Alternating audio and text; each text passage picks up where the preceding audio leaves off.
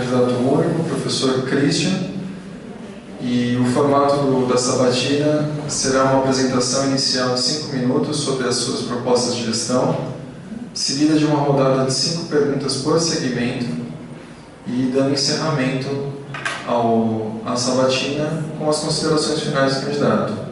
As perguntas foram recebidas pela internet através do e-mail eleitoralbto@gmail.com e agora nós abrimos para a plateia ao vivo o recebimento também das questões.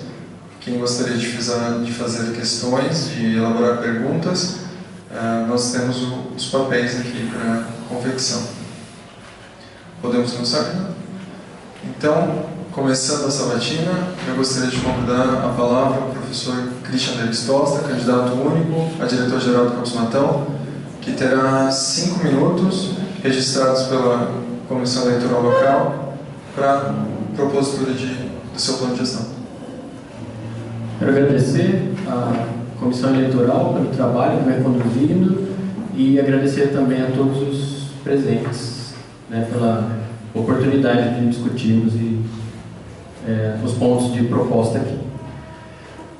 Antes das pautas mesmo como propostas, dos itens de proposta, eu vou falar um breve histórico do meu currículo, só para quem não conhece, né? Então, exatamente 20 anos atrás, eu era um bichão careca, entrando na Universidade Federal de São Carlos, no curso de Engenharia Agronômica, onde eu me formei em 2000, então são 20 anos aí da caminhada acadêmica. Depois da UFSCar, eu fiz o mestrado em Ciência e Tecnologia de Alimentos, na USP, em Piracicaba. E isso terminei em 2004. Em 2006, então 10 anos atrás, eu ingressei como professor federal na época, né, Cefet Mato Grosso, em Mato Grosso. Ainda não existiam os institutos federais. Então, exatos 10 anos atrás. Fiz dia 3 de agosto agora, 10 anos de carreira, né, de professor da rede de educação profissional. Em 2014, finalzinho de 2014, terminei o doutorado na Unesp aqui em Araraquara, na área da Química. Então eu sou engenheiro agrônomo, mestre em alimentos e doutor em Química. Como eu sempre brinco, né, com os colegas das reuniões, aí eu até com os alunos, um vira-lata acadêmico, né, que não é especialista em nada, né, alimentos, agrônomo, química, mas claro que as áreas se conversam. Além desse histórico mais acadêmico, um dos motivos que me levou a me candidatar da última vez, inclusive, foi a minha experiência enquanto vice-diretor e diretor neste Cefet, onde eu trabalhei. Então lá eu ocupei cargo de vice-direção e direção, somando as duas oportunidades, ao torno de 4 anos.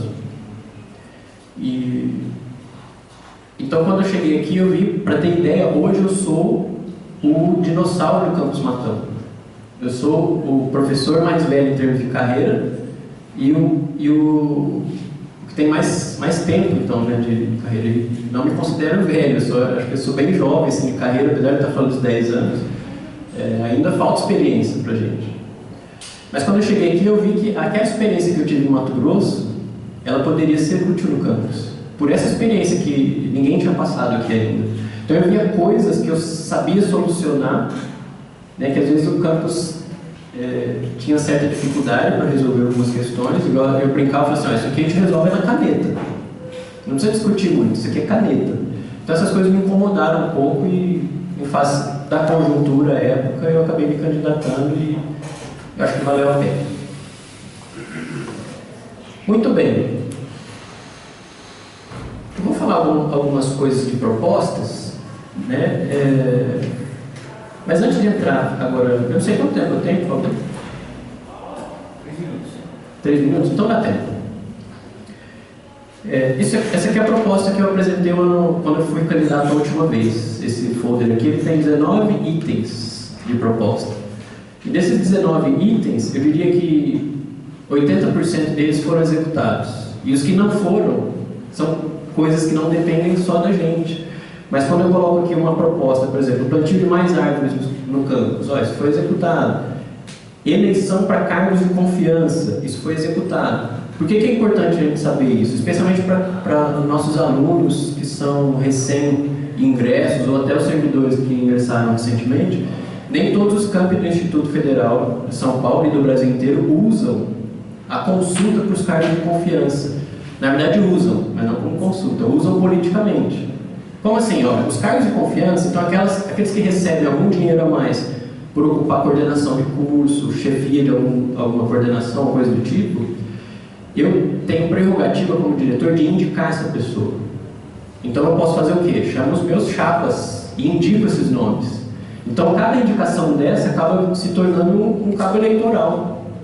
Porque tem um certo conflito até de interesse aí, não, eu tenho que garantir apoio para o Christian, porque ele vai garantir que eu continue no cargo.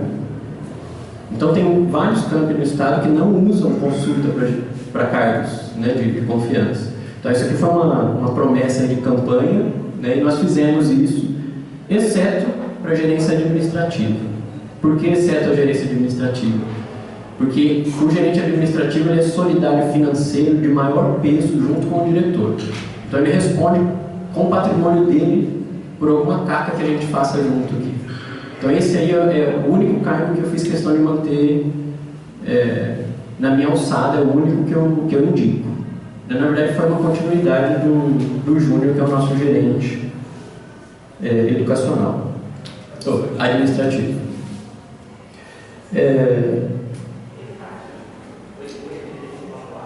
Aumentar o orçamento, isso aqui é aumentar o número de alunos, né? Acho que o tempo está finalizando, em termos de proposta do que foi. Quanto tempo? Acabou? Bom.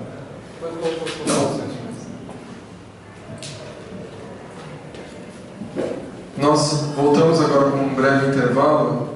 Quem gostaria de encaminhar a pergunta, por favor, já disponibiliza para a gente, porque nós vamos efetuar os sorteios agora. Após essa parte, não vai poder mais propor pergunta.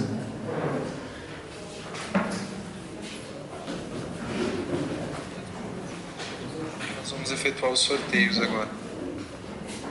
Após essa parte, não vai poder mais propor pergunta.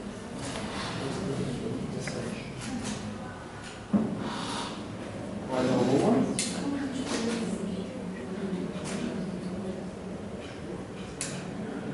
É uma ou duas, Ju?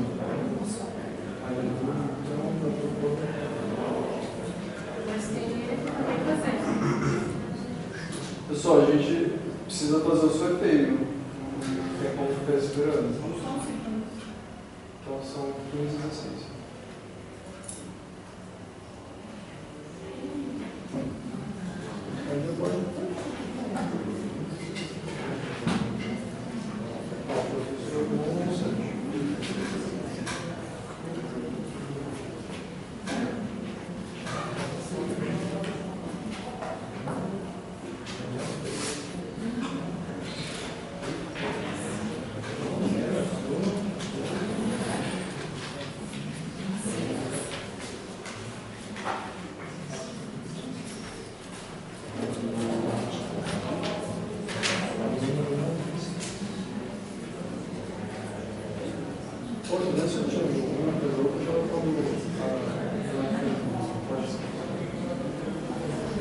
Se alguém quiser explorar o sorteio, pode.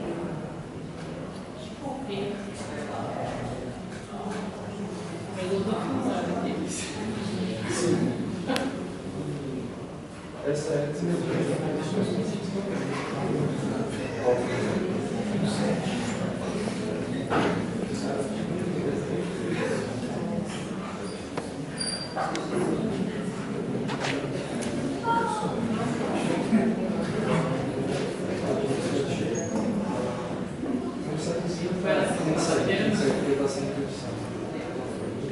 resultado. 75 por minuto.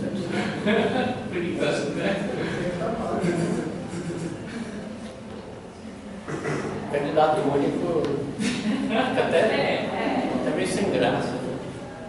Aquela emoção.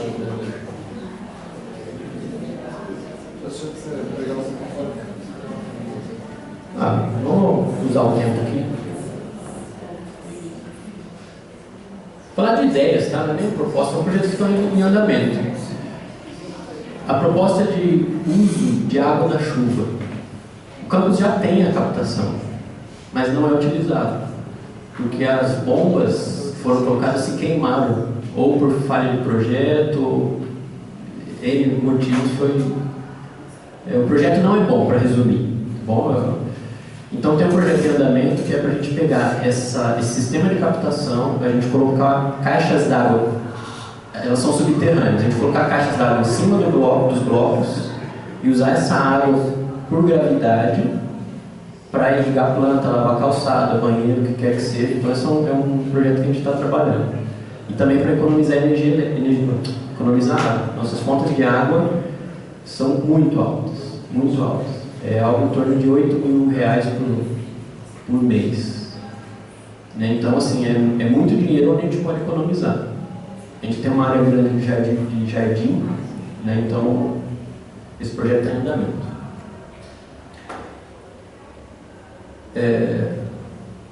Implantação do nosso PDI. Né? Isso já está em andamento também, com as comissões que foram criadas, das engenharias e da segurança do trabalho.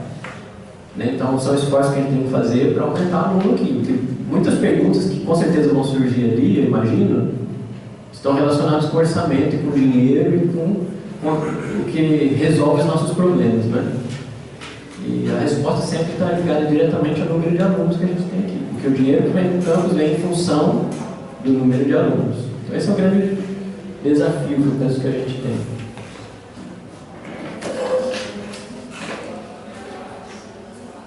Outro projeto, ainda relacionado à economia de água, é a gente substituir todas as descargas dos nossos banheiros por descargas econômicas.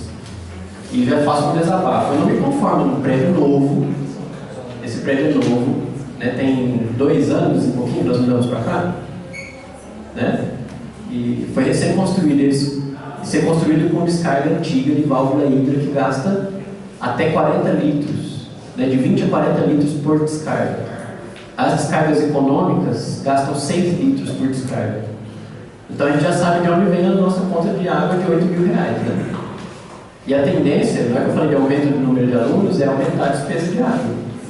Então a nossa continha, a gente deve investir algo em torno de R$10.000 para fazer essas trocas. Isso geraria uma economia na conta em torno de R$30.000 no ano. Tá, então isso não é despesa, isso é investimento. Pronto. Só estou aproveitando o tempo. Nós fizemos o sorteio de 5 perguntas por segmento. As perguntas foram enumeradas de 1 a 16, 1 a 7, 1 a 7, de acordo com a disponibilidade de perguntas, o número total de perguntas por segmento. E já foram todos sorteados e estão aqui na mesa. A ordem que está aqui, então, começaria pelo setor discente, depois o segmento dos docentes e depois do técnico administrativo. E aí a gente vai fazendo uma a uma. Então, cada pergunta vai ter um tempo de resposta de 2 minutos. E a gente vai marcar o tempo aqui com um cronômetro regressivo. Começando pela primeira pergunta.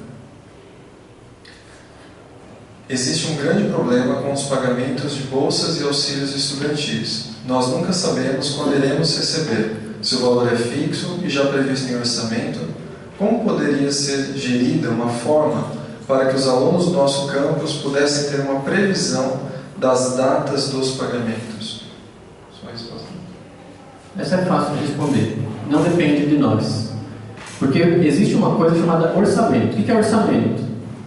É o número de grana que o governo diz, olha, esse dinheiro está separado para vocês usarem. Né? Nosso orçamento aqui gira em torno de R$1,5 milhão, né? Mais ou menos. E existe um outro conceito administrativo aqui dentro, que é o financeiro. Quando ele libera o orçamento, não quer dizer que esse dinheiro está liberado para a gente gastar. Então, a gente tem R$1,5 milhão de previsão, isso é orçamentário. O financeiro, o governo vai liberando para a gente conforme eles têm a grana, então depende da arrecadação no país, e conforme a gente vai executando. Então, se a gente tem previsto usar R$1,5 milhão, aí chega lá em novembro, a gente gastou 200 mil. nós não vamos conseguir usar o resto até terminar o ano. Então eles vão liberando, conforme a gente vai gastando, eles liberam. Então essa questão do pagamento de bolsas, ela depende da liberação do financeiro por parte do governo federal, Ministério do Planejamento, Orçamento e Gestão, e depois por parte da reitoria. O que a reitoria faz? Quando o Ministério libera, no mesmo dia eles liberam para a gente.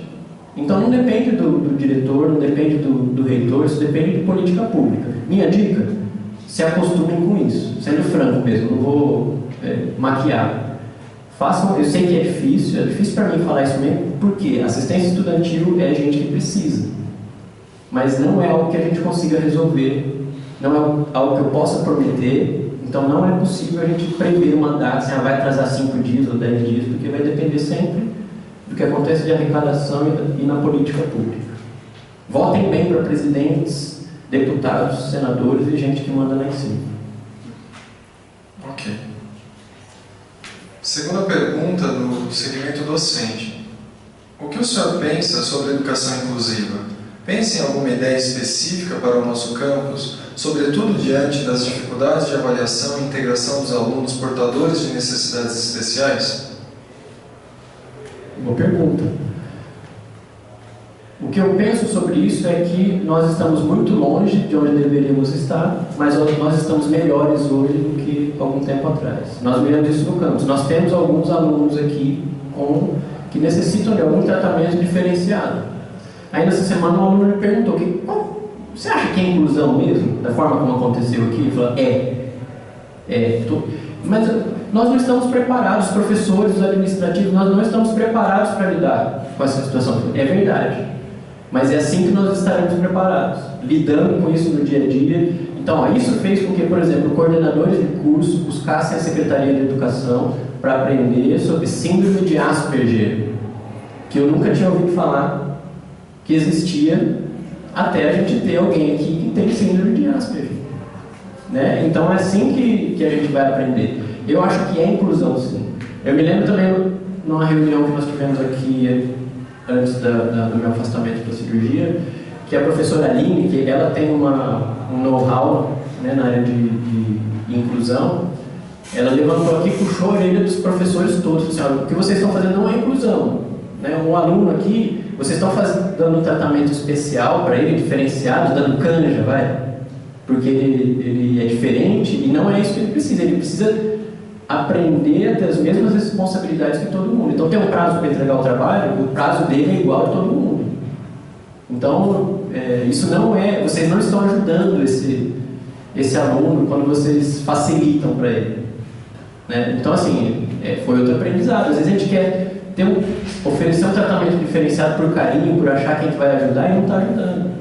Então essa é a minha opinião. Eu acho que nós estamos caminhando. Está longe, mas eu acho que esse é o caminho. Ok. Indo para a pergunta do segmento técnico-administrativo.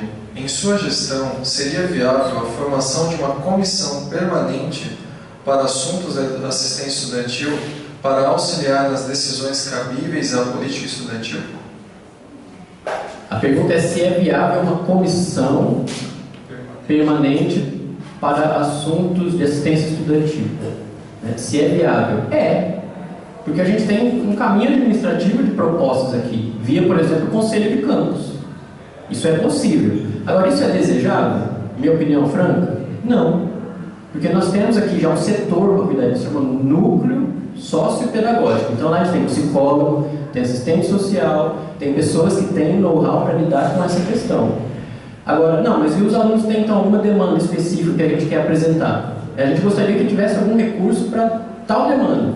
O caminho para fazer isso é via Conselho de Campus. Então não é via uma comissão, não vai resolver isso. Então essa comissão, se a gente fizesse essa comissão, seria representada por quem? Pelo núcleo sociopedagógico e talvez pela participação dos 3 setores, né, docentes, administrativos e discentes, mas a gente já tem o núcleo. E já tem a representação discente via Conselho de Campus. Então, a priori, né, eu acho que não é uma necessidade. Mas se é possível, é possível. É só alguém lançar uma proposta para algum conselheiro do CONCAN, né, mas eu acho que a gente vai... não é muito produtivo, vamos dizer assim. Mesmo porque o recurso de assistência estudantil é aquele também. que dá para fazer assim, ó, vamos então diminuir o número de bolsas e colocar alguma outra ação mais de ordem geral? Isso a gente pode fazer. Né? São ideias, isso a gente pode fazer. Voltando a uma pergunta do setor do segmento discente, o que o senhor pensa sobre a atual forma de gestão da reitoria, principalmente o que se refere à falta de comunicação? Como isso é prejudicial aos membros da comunidade? Falta de comunicação. Quem nunca, né? É prejudicial, isso é uma coisa que precisa ser melhorada. Né? Isso é isso que eu penso, precisa ser melhorada. Eu penso também que a gente vem melhorando um pouco nesse aspecto de comunicação, né? Mas ainda tem muito a ser feito.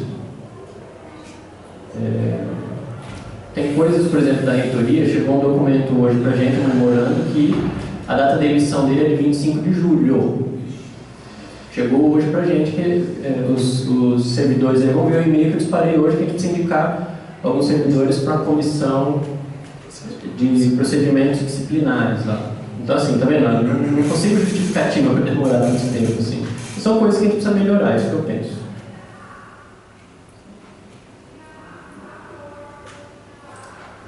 Pergunta do segmento docente. Dentre outros, e de acordo com suas especificidades, qual é o maior desafio para um gestor na administração do IFSP Campus Matão? O maior desafio na administração do campus é administrar o campus. Por quê? A administração pública, ela é muito engessada. Com certeza, quem já me ouviu falando aqui, já ouviu falar nos meus discursos sobre a palestra do professor Nicoleles, que é um palestrante, um professor brasileiro que dá aula nos Estados Unidos, inclusive. Talvez alguns se lembrem do professor Nicoleles na abertura da Copa. Lembra que tinha um robô que deu o pontapé inicial na Copa? Ele é o responsável por aquele projeto. E perguntaram para ele numa palestra aqui em São Carlos: professor, o que o senhor acha da educação no Brasil? Ele falou, resume uma palavra: gesso. Então o desafio que a gente tem aqui é lidar com o gesso da administração pública. Vou dar exemplo. Hoje a professora Kelly entrou em contato comigo e falou assim: a gente vai ter a feira de ciências. A gente precisava comprar as medalhas para premiar os projetos. R$75. Isso aí no orçamento de 1,5 milhão não é nada, né?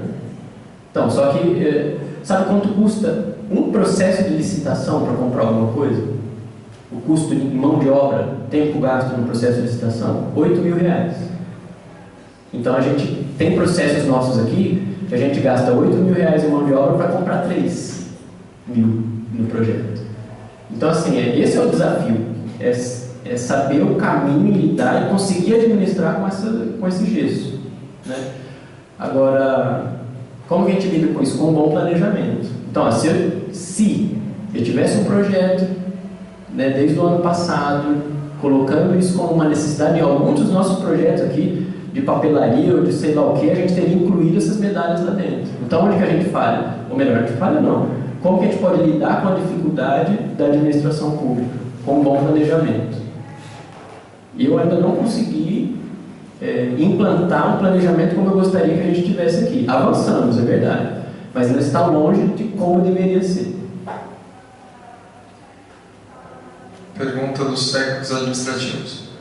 No último debate, ao ser questionado quanto ao equilíbrio das receitas e despesas, sua resposta citou a redução de despesas e o possível aumento de receitas através de emendas parlamentares. Citou também que no Mato Grosso, em apenas um ato, foram conseguidos cerca de R$600 mil em emendas parlamentares. Considerando que em um ano de sua gestão foram e estão sendo reduzidas despesas relacionadas a alguns serviços, poderia nos dizer como trabalhou até o momento para conseguir emendas parlamentares e como pretende trabalhar nesse sentido? Excelente pergunta. A primeira coisa que eu fiz com relação a essa ação, né, ou essa proposta, foi fazer um levantamento de todos os deputados federais e estaduais do estado de São Paulo. E eu separei por quem era pró-governo e contra-governo. Porque como a rede e os institutos são uma proposta de governo, Temer da chapa, né? Então continua sendo do mesmo governo, né? Veio do Lula, Dilma e agora o Temer. Então eu falei assim, eu vou priorizar os deputados da base. Aí eu fiz o levantamento. Sabe quantos deputados federais da nossa região elegeu? 0.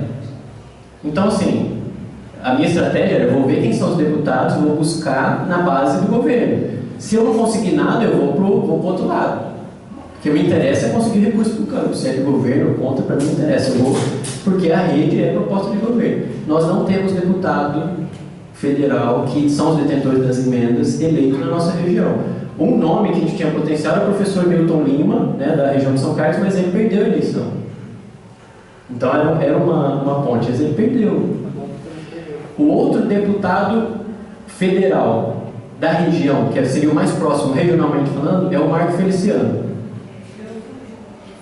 Então, acho que isso já me ajudou. Ele é de Ribeirão Preto. Marco Feliciano. Não, é Franca. Franca? Tá, Franca. Vou corrigir. É da região de Ribeirão Preto. Pronto. Então, assim, isso acabou minando essa hipótese de buscar recurso. Por outro lado, nós conseguimos, aí sim, eu assumo uma grande responsabilidade para que esse projeto aconteça aqui hoje, um recurso através do MDS, que foi viabilizado com o apoio de uma deputada estadual, a Marcelia. Então, tem a tolerância 10 segundos?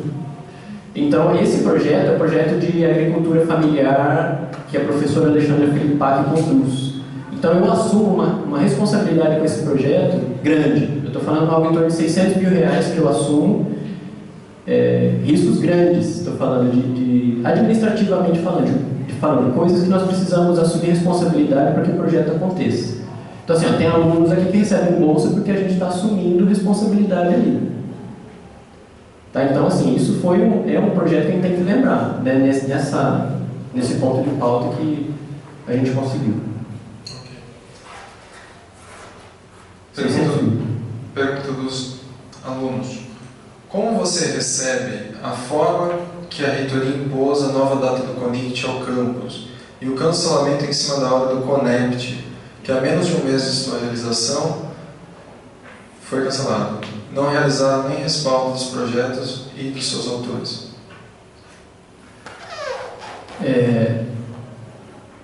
O governo federal cortou recursos, né? Então o instituto aqui tem que cortar em algum lugar. Ele falou assim, essa grana não vai no que era previsto. Eles tinham que cortar em algum lugar. A meu ver, eu acho que eles acertaram. Bom, primeiro, porque eu sempre fui contra esses eventos da forma como eles foram realizados. Então, assim, a gente tem eventos enormes, né? Eventos que custam ali ao Instituto ao em torno de R$800 mil. E a gente tem outras demandas, por exemplo, alunos querem ir para congresso. Não tem. Então, assim, eu acho que a gente poderia equilibrar um pouquinho mais as contas, talvez fazer alguns eventos um pouco menor. A gente vai reduzir, sim, participação de alunos. Às vezes precisa reduzir, então, programação para ter um pouco menos de dia de evento, assim, economiza. Então, essa questão do cancelamento do CONECT, eu acho que eles acertaram, porque entre tirar em coisas mais prioritárias, seria bom, vai tirar da nossa alimentação? Vai tirar de água e luz? Não, vai tirar... Então, assim, olha, é o que é menos, onde dói menos. Então, eles cancelaram o CONECT. Sobre o CONICT, especificamente, eu achei também acertaram, que é melhor tirar um dia do que cancelar o evento. Então, se a gente der uma olhada no geral, né, o CONICT vai acontecer.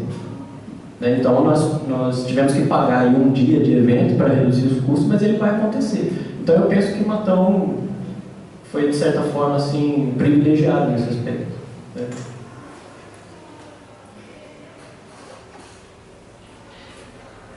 Professores, os laboratórios são uma grande conquista do campus, com vários equipamentos de alta qualidade. Porém, no momento, surgem como um grande problema da unidade, uma vez que muitos equipamentos foram queimados por conta da rede elétrica não apropriada e outros nunca foram instalados devido ao mesmo problema. Como pretende resolver isso? Essa questão da rede elétrica, a gente ficou no imbróglio aí, porque a nossa cabine primária, ela tinha um problema técnico. E a construtora falava que o problema era da CPFL. Aí a gente ficava no meio aqui, falava que era a construtora falava que era CPFL e assim foi girando. Até chegar ao ponto que nós dissemos, olha, ou vocês resolvem ou nós vamos para a justiça. Eles mandaram o técnico, fizeram a parametrização da cabine e aquelas quedas que a gente tinha quase que diariamente no campus, isso foi resolvido. A gente ainda tem algumas quedas, mas aí dentro do normal do nosso país, eu diria. Eventualmente alguma queda, uma vez por semana ou cada 2 semanas, alguma coisa assim está dentro da nossa normalidade. Com relação aos equipamentos, especificamente, quando esses equipamentos foram comprados, por exemplo, um cromatógrafo a gás lá, compraram um cromatógrafo, mas para esse cromatógrafo ser instalado, a gente precisa da rede de gases, dos gases nobres. Enquanto não tiver a rede, não instala o equipamento. Só que a rede custa R$10.000. E o nosso orçamento é assim, olha, eu instalo o equipamento ou eu dou a bolsa de pesquisa? O que é mais importante? Então a gente tem equilibrado isso também ao longo do tempo, a gente tem feito isso paulatinamente. Então essa semana, eu não sei se foi realizada a instalação dos cromatógrafos novos, você sabe, Gil? Estava agendado, mas não... se não foi essa semana, dá para acontecer. Então, os problemas dos equipamentos, eles vêm sendo resolvidos na medida que os nossos passos alcançam. Ainda vai um tempo para a gente conseguir instalar todos, mas isso também está acontecendo. A minha estratégia é essa, continuar usando um pouco do recurso para propiciar a instalação desses equipamentos, mas sem atropelar outras coisas. Eu queria fazer uma correção nessa pergunta. Por enquanto eu não tenho a participação. Senão vai ficar... os professores vão ficar com uma pergunta a menos. A gente pega e manda mais os professores. Dos técnicos. Hoje vivenciamos um quadro ímpar em nossa instituição de ensino, com a chegada de muitos servidores, dentre docentes e técnicos administrativos. Temos percebido que o projeto do IFSP Matão a cada dia se torna mais sólido. Contudo, temos muito que avançar. Enquanto projeto de educação técnica e tecnológica, temos que entregar à sociedade alunos bem formados em suas áreas de atuação, assim como favorecer aos mesmos oportunidades de atuação no arranjo produtivo local e regional. A pergunta. Quais propostas o senhor enxerga como viáveis para a aproximação do IFSP das empresas locais e regionais e para a inclusão de nossos alunos no mercado de trabalho? Uma boa pergunta. A gente precisa estreitar laço entre instituto e empresa. Como que nós fazemos isso? Essa pergunta foi feita para mim no ano passado também. Eu lembro que eu respondi, isso é um trabalho de formiguinha. Isso é feito devagarinho. Então assim, a gente tem uma coordenação do estágio no campus que tem feito essa ponte com várias empresas. Eu tive a grata satisfação da minha orientada Michele do curso de alimentos, ela ser contratada na Citrosul. Então ela começou como estagiária lá e foi contratada. Isso demonstra que esse estreitamento instituto e empresas da região está acontecendo, mas é um processo lento, é devagarinho. Hoje é uma empresa, amanhã outra empresa, mas isso está acontecendo. Para a implantação do PDI, ainda essa semana, numa das reuniões da comissão da implantação do curso de segurança do trabalho, nós montamos uma subcomissão só para correr as empresas da cidade para perguntar para eles assim, olha, nós vamos abrir o curso de segurança do trabalho. Qual é o perfil que vocês querem contratar? Para que os nossos cursos atendam a demanda local. Então, quando o nosso aluno chegar lá para pedir estágio, ele fala assim, eu estou aprendendo isso, aquilo seja interessante para o empresário. Eu lembro que a própria existência dessa proposta desse curso de segurança do trabalho também foi para atender o arranjo produtivo local. Foi uma manifestação dos empresários da cidade. Então eu quero facilitar para o empresário? Não, eu quero que os nossos egressos aqui saiam com colocação no mercado de trabalho. Então é esse trabalho, é um trabalho de bater na porta devagarinho. Tem um estreitamento importante hoje com a associação comercial. Quem tem participado das palestras aqui da economia solidária, é um outro caminho também de que isso pode abrir portas para estágio, para outras parcerias. Tem alunos nossos aqui que fazem estágio, por exemplo, em farmácia, aqui em Matão. Então o comércio também é parceiro nosso. Isso está acontecendo. É um trabalho de formiguinha. Voltando aos discentes. O senhor tem alguma proposta ou pensa em algo sobre os canais de participação dos alunos nos processos decisórios do IFSP Matão? Se eu tenho proposta, o que eu penso, é isso? O senhor tem alguma proposta ou pensa algo sobre os canais de participação dos alunos nos processos decisórios do IFSP Matão? A proposta é de fomento. Então, por exemplo, essa semana a gente teve, nós impostamos o Grêmio Estudantil, que era um canal de representatividade, né, que não existia. E sempre provocação, como eu tenho feito. Ainda eu vou usar, Gil, o exemplo de coisas que nós tratamos essa semana, sobre questões políticas aí, né, que a gente está falando, olha, e aí, nós vamos continuar um movimento contra a PEC, contra PLs, etc. Vamos. O que vai ser feito? Gil, você é um cara que está sempre lançando propostas ou se movimentando aí. Vamos fazer um negócio bem feitinho, direito? Então são coisas que andam relacionadas a caminho de participação dos alunos nos processos de decisão. O processo de decisão vai ser feito ou não vai ser feito alguma coisa? Como vai ser feito? Eu, como diretor, eu não posso falar assim, ó, vamos galera, todo mundo lá. Eu sou representante do MEC. Eu nem posso fazer isso, mas por outro lado, pela minha preocupação com a questão, eu também não posso ficar assistindo. Então, na medida do possível, o que eu faço? Eu tento dar uma orientação, né? Agora, uma outra coisa eu faço como provocação a vocês alunos, né? Vocês têm o CONCAN. O Conselho de Campus é o caminho. Se vocês tiverem demandas, é ali. Manda a proposta. Eu tenho certeza que o que for plausível, pertinente, tiver ao nosso alcance. E quando eu falo ao nosso alcance, eu falo da instituição, não é o nosso meu Cristian. No CONCAN eu nem voto. Eu só tenho voto de Minerva. Só se der empate que eu decido. Mas em outra situação eu nem voto. Façam acontecer. Tem os CAs, claro que sempre que a gente tem demanda, os meninos do CA que sabem, sempre que tem alguma comissão, não sei o que, eu chamo o CA. Eles são representantes de alunos, eles participam do processo decisório. Né? Então a gente sempre tem fomentado os alunos, né, a participação dos discentes nos processos decisórios do nosso campus. É continuar. Professores, considerando o item 4 do seu plano de gestão, aumentar o orçamento através do aumento de números matriculados, que procedimentos pretende utilizar para o efetivo aumento de alunos matriculados e consequente aumento do orçamento do campus, levando em consideração nossa missão relacionada à inserção social? Essa é difícil. Parece fácil, mas não é. Por quê? Uma das coisas que daria essa resposta é a divulgação. Só que o ano passado nós recebemos um material para divulgação, acho que uma semana antes do processo, né, de inscrição ou no prazo do Enem, alguma coisa assim. Eu lembro que se a gente tivesse ficado esperando o material de divulgação, não ia acontecer.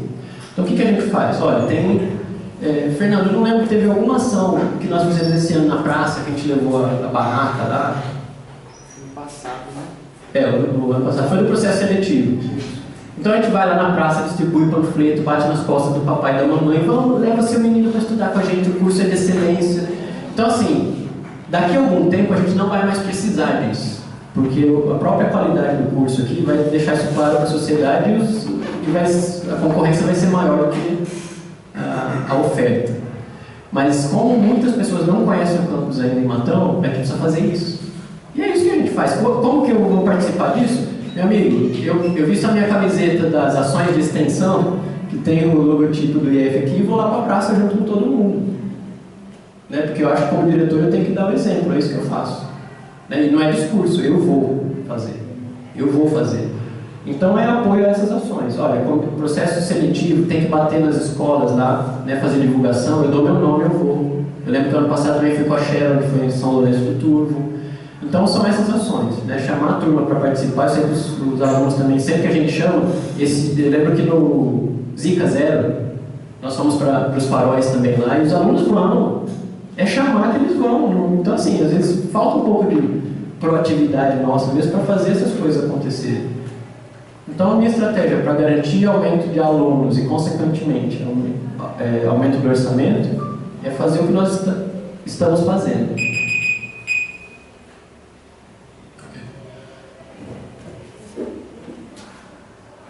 Técnicos administrativos. Considerando as reformas fiscais do governo federal, qual a sua posição em relação à abertura de novos cursos? Essa é uma boa pergunta também. Algumas pessoas questionam, assim, ó, já não tem dinheiro para o que tem, ainda vai aumentar? Por que essa pergunta é boa? Porque o nosso custo fixo, ele quase não tem variação em função dos alunos. Vou dar um exemplo. Vigilância come... Quanto do nosso orçamento? É a maior fatia, acho que é algo em torno de 800 mil reais. Entre a vigilância, a limpeza, a agroindústria, a gente deve dar uns 800 mil.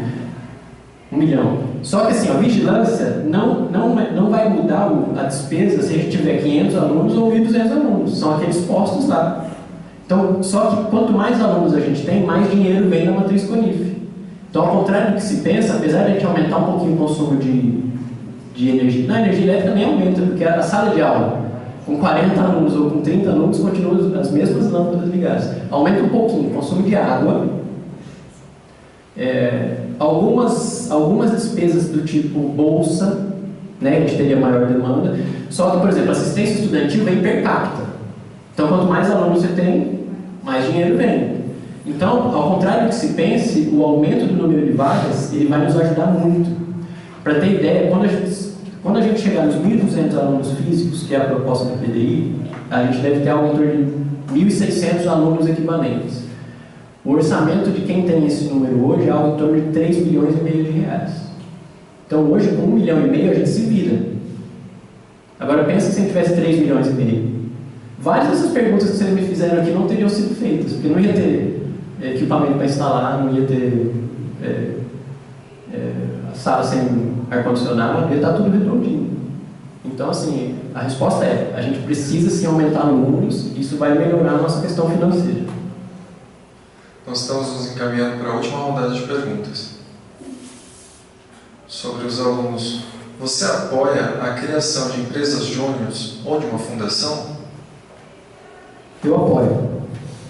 Inclusive, eu estou fazendo um curso de formação pedagógica, sempre tenho algum exemplo do curso que eu estou fazendo, e uma das coisas que tem sido muito debatida lá é a questão de promover o empreendedorismo aos nossos alunos. Por quê? A maioria de nós aqui é formado culturalmente, na visão, é formado para quê? Para você ter um emprego com registro em carteira. Ter, igual o Caco Antibes fala, ter benefício.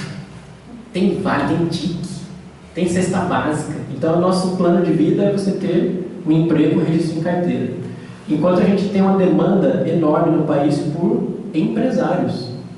Eu me lembro, lá em Mato Grosso, eu fui membro de uma incubadora de empresas lá, inclusive de empresa júnior de egressos nossos. E quando vai fazer um negócio, a gente faz plano de negócio, é da área de administração. O plano de negócio tem 3 simulações: a pessimista, a provável, a que geralmente acontece, e a otimista. A situação pessimista do plano de negócio, qual que é a situação pessimista? Assim, ó, deu tudo errado, mas nessa situação você consegue manter a sua empresa. Na situação pessimista de um plano de negócio de uma empresa júnior, ele vai ganhar um pouquinho mais do que o salário inicial como tecnólogo em qualquer empresa. Entenderam a análise? Então, assim, ó, eu estou falando da situação pessimista, mas geralmente quando você faz um plano de negócio bem feitinho, você vai ter pelo menos atingir pelo menos a média desse plano de negócio. Então, assim, ó, os empresários júnior que saíram das incubadoras lá nossas, todos eles estão bem. Um deles, em 3 meses, ele saiu de microempreendedor para o nível acima, que eu não lembro qual que era. Era empresa de pequeno porte, acho. Era microempreendedor, ele passou a ser empresa de pequeno porte. Então eu sou a favor. A fundação eu sou a favor porque ela viabiliza a captação de recursos. Então, por exemplo, se a gente quiser fazer aqui um curso hoje, uma pós-graduação, para a empresa, pensando em captar recursos da empresa. Eu não estou falando de gente, de quem não é empregado ou coisa do tipo, porque essas tem que ser freeware mesmo. É que eu não sei se eu vou ter tempo. Dá para falar? Acabou? Acabou. Quem fez essa pergunta, depois pode me procurar pessoalmente que eu explico melhor as ideias. Sobre Última pergunta dos professores. Christian, você acredita que um curso de pós-graduação estricto sensu é uma possibilidade ou uma boa ideia para a IFESP Natal? Eu acredito que sim. E isso está na lei, na verdade, porque a lei fala da verticalização do ensino. Então, o que é verticalização do ensino? A gente começa lá no ensino médio técnico, você vai para a graduação, você vai para a pós-graduação. Isso é desejável, né, para a nossa instituição. Inclusive, se fosse o caso de fazer hoje, a gente já tem corpo para isso. A gente já tem corpo. Para ou em alimentos, ou em combustíveis, ou em química. É que química, por exemplo, a gente concorreria com grandes cursos de pós-graduação que estão ao nosso lado. Né? O melhor do Brasil que é o da química, né? Que eu fiz lá. É brincadeira. É um curso de excelência, né? Nota 7 na CAPES. Mas a gente concorreria com a UFSCar, que está a 70 km, concorreríamos com a USP, em São Carlos. Então, assim, a gente tem outro viés. Eu penso que são os biocombustíveis que a gente poderia abrir. A gente já tem braço para isso, inclusive. A gente tem vários doutores na área e o curso não precisa ser com professores só daqui. Então, ó, alguma especialidade que não tenha, convida, chama o Master Plus lá que a gente conhece aí de alguma federal, de alguma estadual, chama ele para orientar num curso de mestrado ou doutorado aqui. Eu penso que é sim uma possibilidade. Não para esse PDI, né? Mas é uma coisa para a gente considerar sim. Provavelmente para o próximo a gente tem condição de pensar em uma pós estricto sensu. Tem uma outra vantagem do estricto sensu é que ela vem com recurso próprio. Ela não depende do nosso orçamento. Então, quando a gente aprova uma estricto sensu na CAPES, automaticamente ela vem com bolsa. Né? Então, a gente consegue captar recursos para cá. Esses projetos de pesquisa ligados à pós-graduação, geralmente as pessoas enviam para a FAPESP, para a CNPq, então traz dinheiro para pesquisa, traz dinheiro para custeio. Então, isso é bom para o campus. Né? Sendo a última pergunta dessa sabatina, representando o segmento técnico-administrativo, qual a postura do candidato em relação à discriminação religiosa e de gênero no campus, tanto no que se refere aos alunos quanto aos servidores? Discriminação religiosa e de gênero. Eu sou contra. Né? O Estado é laico, a gente tem um pouco de conflito aqui sobre isso, né? Porque ao mesmo tempo que o Estado é laico, a Constituição garante o direito ao culto. Então, por exemplo, suponha que alguém aqui é da igreja adventista. Acho que é adventista que eles guardam o sábado. Então, a partir das 18 horas na sexta-feira, vários deles têm restrição. Por exemplo, eles querem não assistir a aula. Então, tá vendo? Às vezes tem alguns conflitos que a gente tem que lidar. Mas quanto à discriminação, eu sou contra. Eu acho que, por mais que eu tenha a minha opinião sobre religião, eu acho que todo mundo tem o direito de opção. Né? Então, eu lembro que em outros discursos também eu sempre falo isso, eu posso não concordar com o seu modo de ver, mas eu vou lutar até o fim para que você tenha o direito de pensar diferente. Né? Então, com relação à discriminação religiosa, eu acho que nós não devemos ter. E a discriminação de gênero é de mesma forma, né? Seja masculino, feminino ou os que aí estão indefinidos aí, a gente tem que se respeitar independente dessas coisas, e é o que eu faço. Né? Para mim não há diferença. Eu amo todo mundo. Pelo menos eu tento, vai.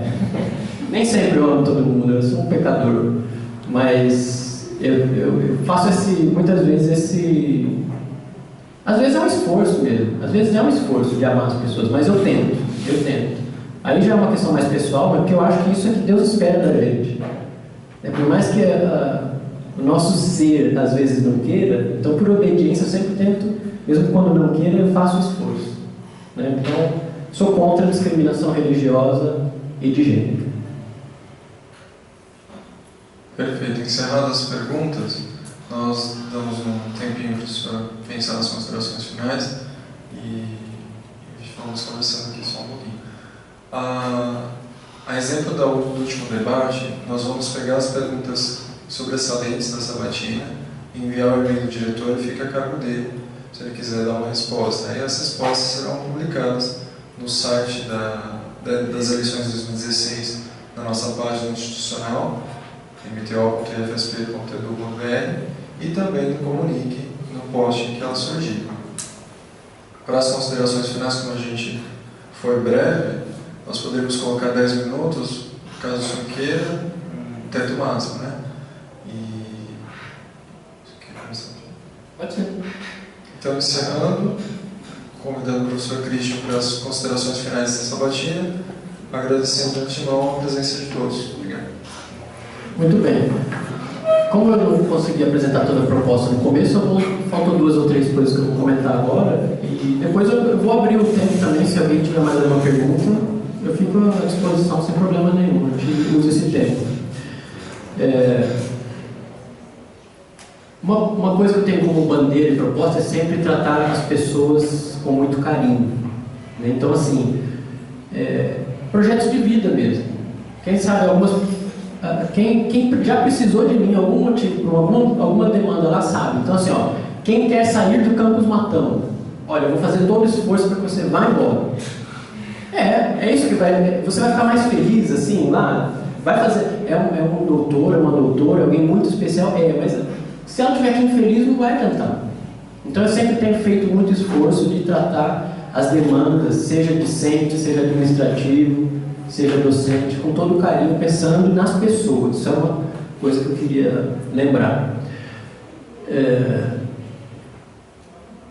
Apoio Grêmio, Atlético e centros acadêmicos, na medida do possível. Nem sempre a gente consegue atender tudo, né, mas é um esforço que a gente tem tentado fazer junto. Eu coloquei um projeto para bicicletário. Na proposta anterior eu tinha colocado a gente fazer um abrigo de bicicletas embaixo da rampa aqui, né? Isso a gente não conseguiu fazer, e talvez a gente vai ter que desviar esse uso mesmo. Mais para frente vocês vão entender. Talvez ele tenha que virar alguma sala de depósito para a gente liberar a sala de aula. Tá? Tem um monte de dança de cadeiras aqui. Mas eu visitei o Campus Araraquara e eles fizeram um bicicletário lá. Quem já foi ao Campus Araraquara? Não? Já foi? Eles fizeram um bicicletário lá muito interessante com um pneu. Então eles pegaram o pneu e enterraram até a metade, 2 pneus, e você encaixa a bicicleta ali no meio. É uma coisa que a gente poderia fazer agora. Vamos fazer um mutirão em SEAS, Grêmio, Atlético, vamos fazer um mutirão, vamos tentar arrumar os pneus velhos, cavar buraco, põe lá, a gente consegue alguma coisa. Uma alternativa para proteger, eu pensei em fazer ou adquirir, por exemplo, mais uma tenda daquele tipo. A gente poderia colocar em algum lugar no campus, aí as bicicletas ficariam abrigadas. Ou fazer uma pérgola. Pérgola é aquela cobertura de plantas, né, que dá para a gente fazer, que também é ecológico, né, vai proteger do sol. São ideias, né, está na minha lista. A participação dos alunos em congressos externos, já apanhei por causa disso aqui, já recebi cada e-mail mal educado, muito e-mail mal educado mesmo, achando que a culpa era nossa, que não é. Né? O que tem acontecido é que quando chegam essas demandas para mim lá, eu falo assim, olha, primeiro, a gente não tem a grana. Segundo, tendo a grana, qual que é o critério que eu vou usar para mandar aluno A, B ou C? Né? Porque se o Robson está aqui, ele é meu orientado. Se ele chegar para mim e falar assim, eu quero ir para o congresso, sabe o que eu vou falar para ele? Não vai. Porque como que eu vou falar que ele vai se eu falei para o outro que não vai? Então assim, olha, a gente primeiro precisa conseguir ter recurso para isso. Segundo, ter critério de seleção, porque senão 1.200 alunos, todo mundo quer ir para um congresso ainda. Então a gente vai ter que ter critério para selecionar, né? Mas está na minha lista, eu vou lutar por isso. E os esforços para a implantação da planta de biodiesel, que a gente tem aqui esse equipamento parado, é um esforço conjunto, né? O professor Danilo é das pessoas que tem trabalhado bastante nisso. Talvez a gente consiga, através de cessão desse equipamento para uma empresa em comodato. Aí a contrapartida deles, olha, se precisar de reagente, eles vão comprar, e eles vão ter que garantir bolsas de estágio para nós, para os nossos alunos irem estagiar lá. Então está em andamento. Esse aqui já está quase no finalmente. Né? A gente montou o processo, já está na reitoria, vai passar pelo procurador federal para a gente conseguir implantar. Quanto tempo eu usei? 4 minutos. 4. Então a gente tem mais 6 minutos, eu deixo aberto. Fica à disposição. Menos o Gil. Brincadeira, Gil. Brincadeira. Pode falar. Eu não sei se é só a proposta quinta ou a nona que fala que dá para fazer a integração entre servidor e docentes. Isso não acaba, assim como todo o governo da reitoria e a maioria dos campos, excluindo do pilar que também é protagonista da instituição, que são os alunos? Porque muitas vezes acontece um problema que nós, alunos, gostaríamos de saber e poder opinar sobre o problema e a gente não é consultado. E às vezes é consultado de forma indireta. Você está fazendo as 4 perguntas em uma. Vamos por parte. Não. Ser inteligente. Não, vamos por partes. Já eu volto para você. Vamos responder primeiro, que é a questão da integração. Né? Tem que repetir a pergunta porque eu não quero precisar do som.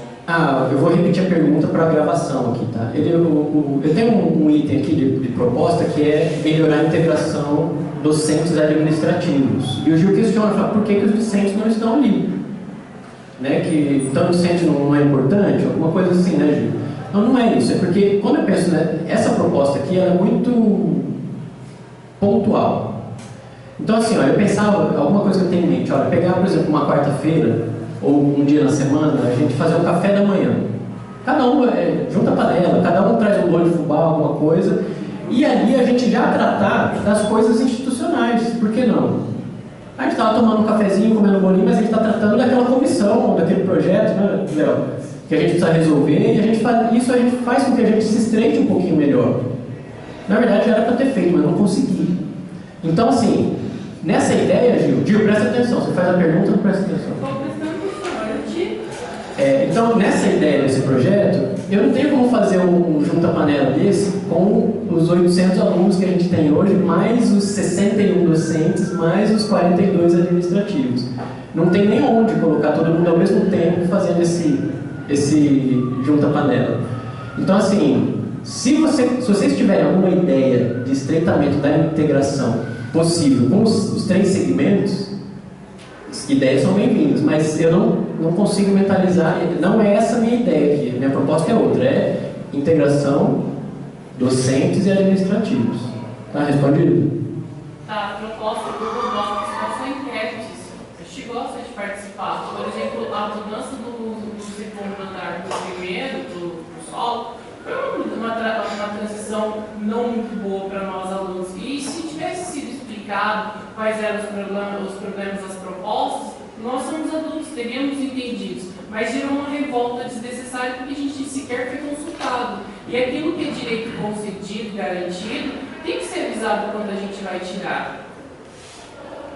O Gil está questionando assim, tem algumas ações institucionais que às vezes a gente toma medidas sem consultar os alunos. Ele citou o exemplo da mudança de algumas salas do ensino superior do segundo bloco para o térreo.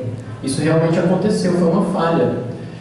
Não porque não consultamos, porque na verdade a gente não tinha opção, né? Não tinha alternativa. Então é um negócio que viria mesmo de cima para baixo, porque o critério foi um critério técnico. Então a gente precisava deixar o ensino médio mais próximo das salas dos professores. Agora, o que eu faço meia-culpa é que não custa nada chamar os alunos, conversar e explicar. O Gil tem razão nesse aspecto. Esse evento, para mim, foi um aprendizado, né, que a gente deveria, sim, ter comunicado melhor com vocês. Né, isso foi um aprendizado para mim também, Gil. Eu tenho tentado, na medida do possível, sempre comunicar um pouco melhor a vocês nesse aspecto. Tá? Mais alguém? Claro. Você falou de parceria com as empresas, né? E como que temos agricultores que têm aqui na região, que eu vi que já tem um curso de engenharia de alimentos, ou mesmo para o combustível, tem, né, um contato com a terra e tudo. Tem como o IFES fazer uma parceria com os agricultores? E se não tem, por quê? Essa resposta é a resposta que serve para todas as perguntas. Você sabe qual que é a palavra? Depende da parceria. Então, por exemplo, nós poderíamos garantir vagas para alguém que é da agricultura familiar aqui? Não, porque o acesso ele deve ser universal, público. Então nós não poderíamos. Mas nós temos ações que já estão em andamento, como é a implantação do núcleo de estudos em agroecologia, que através do projeto, eu sou um dos parceiros do projeto, um dos autores. Quem é a coordenadora é a professora Alexandra Filipac. Ela conseguiu recurso junto ao CNPq para implantar esse núcleo de estudos em agroecologia. Então eu sei, a professora Márcia, a professora Lécio, me ajudem aí, quem mais? O Max, né, que é do turma de alimentos, eles já têm ido até a área rural, vamos dizer, estão dando cursos, capacitando, estão trazendo demandas, estão ensinando, né, a parte técnica para essas pessoas, para agregar valor, para gerar renda, né, gerar trabalho e renda. Então isso já existe, hoje já existe. Esse trabalho é grande, é um trabalho de um bom montante. A gente tem a Jennifer, que é bolsista, é aluna nossa, é bolsista nesse projeto. Então isso é possível sim, mas depende, né, de qual parceria, qual que é o objetivo. Tem uma outra, essa não agora, mas a gente pode pensar para o futuro. A gente deve receber algum recurso do PNAE. O PNAE é o Programa Nacional da Alimentação Estudantil, do estudante, não lembro. E esse projeto, nesse recurso, ele diz que a gente tem que obrigatoriamente adquirir, acho que 20% do dinheiro advindos da agricultura familiar. Então, quando isso acontecer, né, na hora que a gente tiver restaurante, que for outro caminho na alimentação dos alunos, a gente pode estreitar isso também. Tem outras inúmeras ideias, mas... Eu fiz a pergunta porque eu moro no assentamento. Tem vários lotes que poderiam, assim, pessoas plantam, tem para onde for, para vender, o mercado também já está saturado e acaba perdendo. Vamos lutar. Vamos lutar para conseguir isso. Obrigado. Eu agradeço. Então, eu quero agradecer. Foi muito produtivo, apesar do meu pessimismo no começo, falar que porque eu sou candidato único, não ia ter emoção, não teve, foi emocionante, foi bom. Mesmo as perguntas, algumas delas acenderam uma luzinha para mim enquanto gestor, de coisas que eu não tinha pensado. Então, sempre é válido. Sempre é válido. Quero agradecer imensamente pela oportunidade e pela participação de vocês também, mais uma vez, a comissão, pelo trabalho que vocês vêm desempenhando. Fico à disposição. Então, nós damos por encerrada. Nós vamos desligar os aparelhos, porque agora fazia parte do programa das eleições de 2016 a questão da gravação de uma sabatina e composição de um DVD para colocar nos processos eleitorais. Todavia, candidato único, independente do tipo, ele também pode ser encontrado nos corredores ou até mesmo aqui, depois, dependendo da disponibilidade, para responder outras perguntas. Muito obrigado a todos, boa noite. Votem em mim.